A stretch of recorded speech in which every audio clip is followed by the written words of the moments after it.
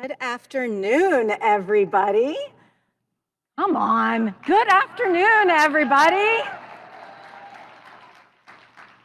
It is so lovely to see you here in Oakland for our West Coast Conference on Innovations and Solutions for Ending Unsheltered Homelessness.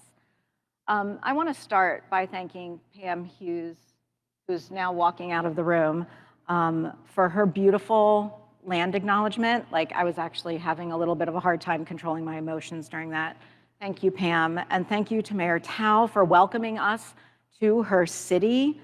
And maybe most importantly, especially for me, I want to thank the Alliance team for all of the incredible work that got us here this week.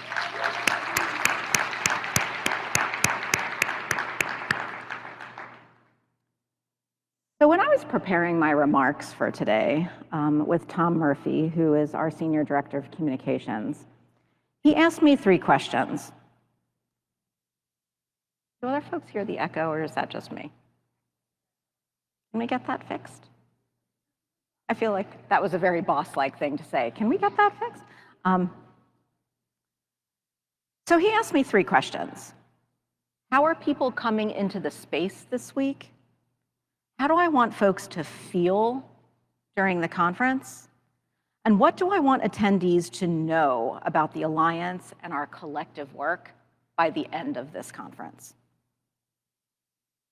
And as I reflected on those questions, the word that kept coming up for me was connection. I know that most of us are coming into this space this week feeling tired, but really excited to be with our peers who share similar experiences.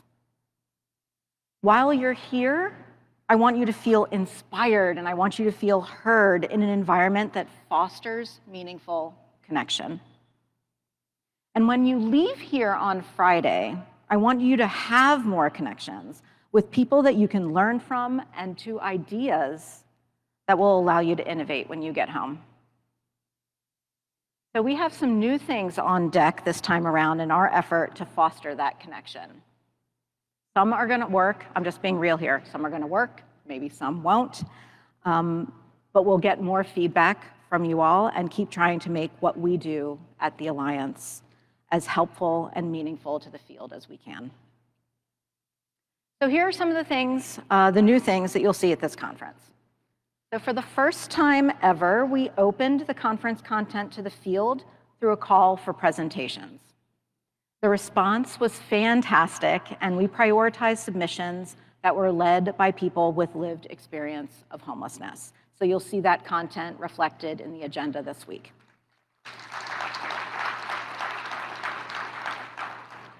We've opened up a lounge set up specifically for people who have lived experience of homelessness or other systems so that folks can meet their colleagues and have an informal spot to rest or talk or work. And as you've probably noticed, we have a few different types of sessions. In addition to our regular workshops that we always offer, we also have spotlight sessions that dive deep with just 1 or 2 speakers, roundtable discussions that you can sign up to lead via the app, short TED-style transformation talks that we encourage you all to attend to support folks who are really trying something new with us this time around. And in addition to the sessions we selected as part of our call for presentations, our staff teamed up with other partners to co-create a bunch of sessions on priority topics with people who have lived expertise in order to ensure that the content that we offer is well-informed and grounded in the partnerships that we're building and in the power that we're shifting.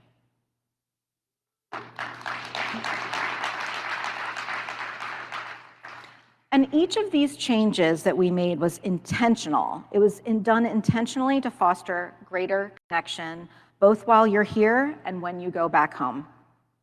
Because it's this connection to each other and to the mission that we all share that keeps us going. Without it, how do we support each other? How do we learn from each other? How do we trust each other? And how do we have hard conversations? Without it, how do we do the work that lies ahead to end homelessness for everybody? So let's get started and see who's in this room today. If you were at July, you saw me do this then, and you can expect that I will do this most times you see me. If you feel comfortable, raise your hand in response to the questions I'm asking. If they apply to you, you might fit into more than one category.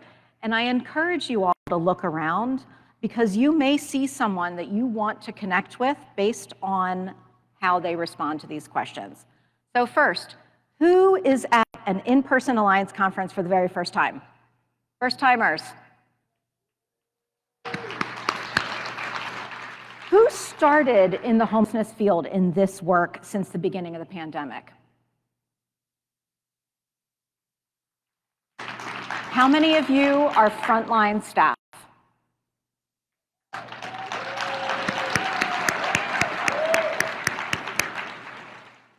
How many folks have lived experience of homelessness, housing instability, or of the systems that are related to homelessness?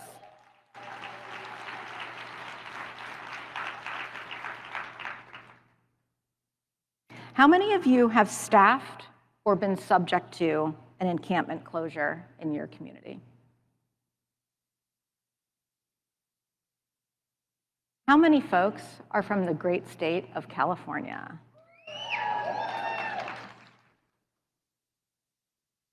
How many of you are COC or other systems leadership? How about tribal members or tribal leadership?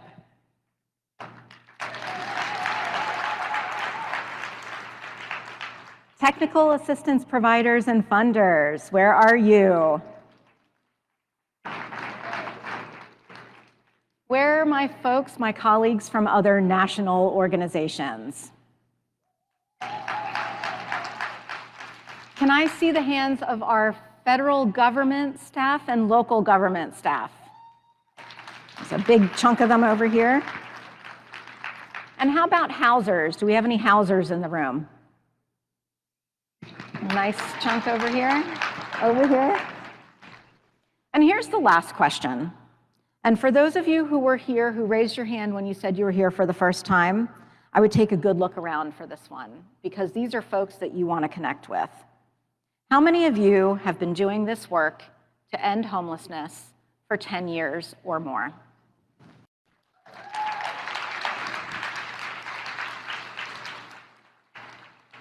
So we hope that you can take the time this week to connect with folks who you work alongside every day but never really get to talk to, or with people from your region or your state who are struggling with some of the same issues that you struggle with, or maybe with people from clear across the country who have an idea that sparks something new for you. And now that we know each other a little bit, I want to set the stage for the next couple of days. First, here's what we know. The 2022 data was mixed. The good news is that we've made real progress in some areas. Veterans' homelessness was down thanks to the use of evidence-based policy like Housing First, and the fact that we have resources almost to scale for veterans experiencing homelessness in this country, and leadership at all levels. You can applaud for veterans' homelessness going down. It serves as a proof point that ending homelessness is doable, and even the Wall Street Journal agrees. Other populations showed decreases as well, including families and youth. But the reason that we are all here this week is that unsheltered and chronic homelessness continues to rise. And in fact, unsheltered homelessness has gone up every year since 2015, and chronic homelessness has gone up in that same period. And in 2020, for the first time, we saw an increase in the number of persons and families with kids living unsheltered, and we saw an increase, or the number of individuals living on the streets exceed the number of individuals living in shelters, and that trend continued in 2022. And I think that we know that this increase in people living unsheltered, particularly in encampments, has changed the national dialogue.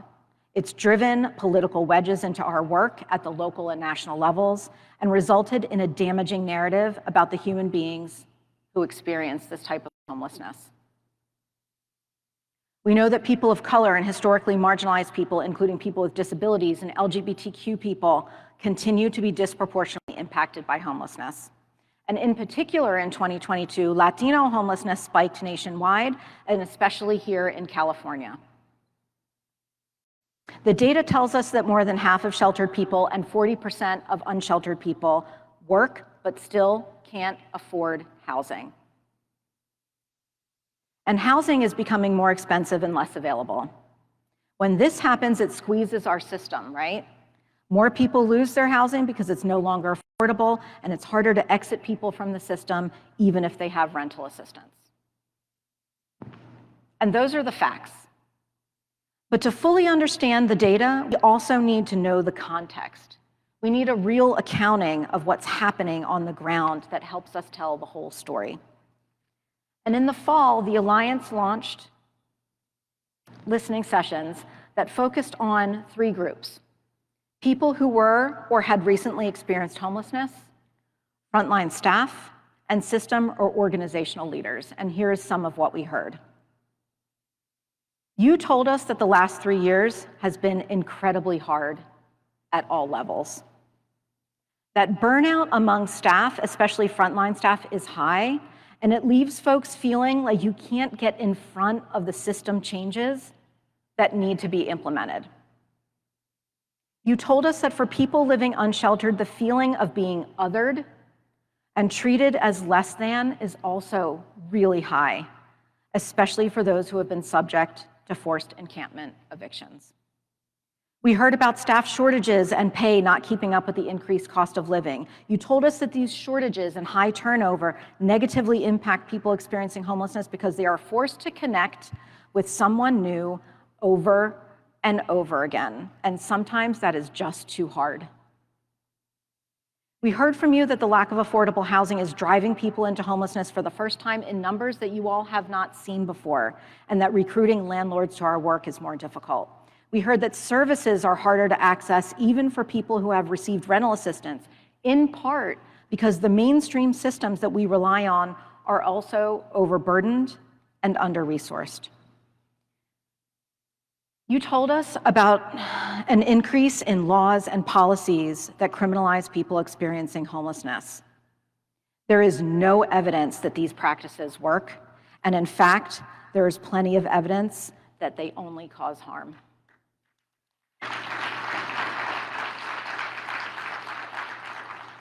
You told us that the federal COVID-19 funds were put to good use. Folks tried new things. They kept families and individuals from losing their housing. We were able to get folks off the street, but you all are worried about what happens next when those funds run out.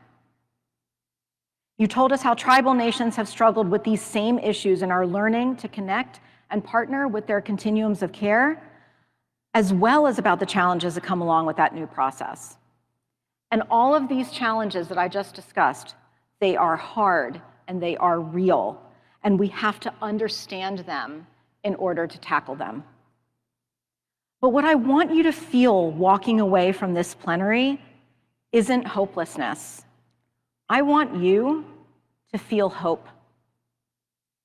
Because here's the thing. Through these listening sessions, we also heard about incredible creativity, and we witnessed compassion and humanity across our field.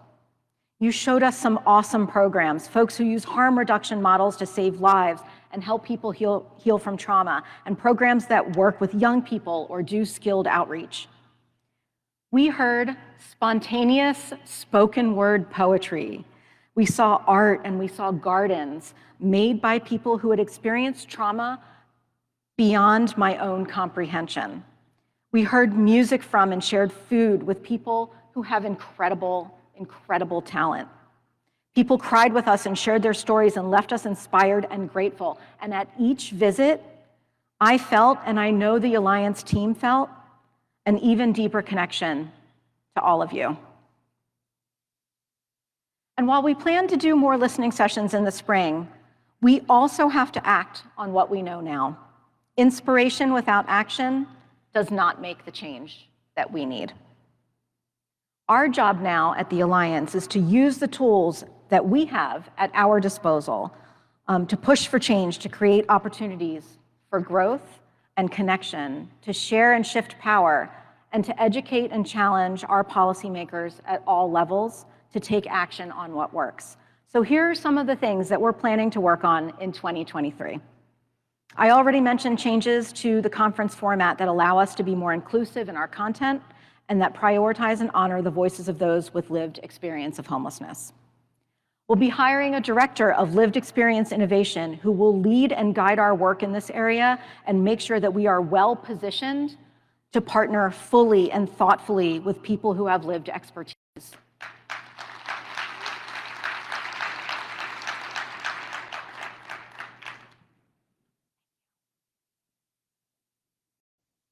In addition to our ongoing priorities, we'll also be rolling out policy, capacity building, and research activities on unsheltered homelessness, affordable housing, and workforce issues. We're partnering with the incredible team at The Case Made to help us retake control of the narrative about homelessness. You'll be hearing directly from Dr. Tiffany Manuel on Friday about her approach to making the case for housing and homelessness. And because it's important that we all use the same strategies to make our cases at the local and federal levels, we will be distributing a playbook that her team has developed with us in order to do that work together.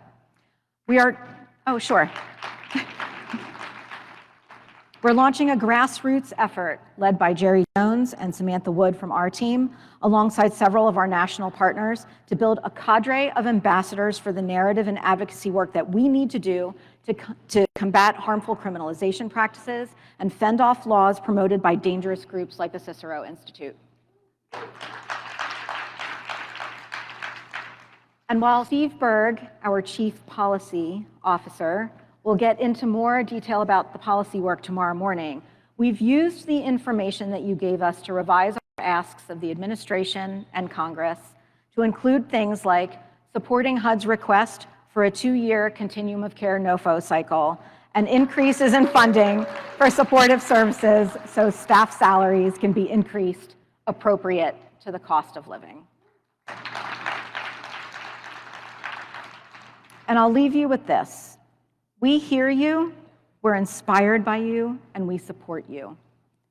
And we are translating our words into direct action when we need to. And I want to take a moment to talk about what direct action looks like to us. And I want to talk about it through the lens of connection and the consequences of disconnection. If you follow us on social media, you might have heard about the encampment at McPherson Square in Washington, D.C. I want to tell you a little bit about it to set up our panel discussion. Over the past year, the encampment at McPherson Square, which is downtown, just a half block from the Alliance's offices and up the street from the White House, grew to more than 70 people. You can see pictures of it up on the screen. The National Park Service, owner of the property and part of the Interior Department, posted signs last fall that the encampment would be closed on April 12th. But around February 1st, the residents of McPherson Square were informed that they would be forcibly evicted on February 15th, a full 2 months earlier than planned, and with almost no way for service providers to connect all the people living there to housing or even have them on a clear path to housing. And what happened next provided a teachable moment about the importance of connection at all levels of our work.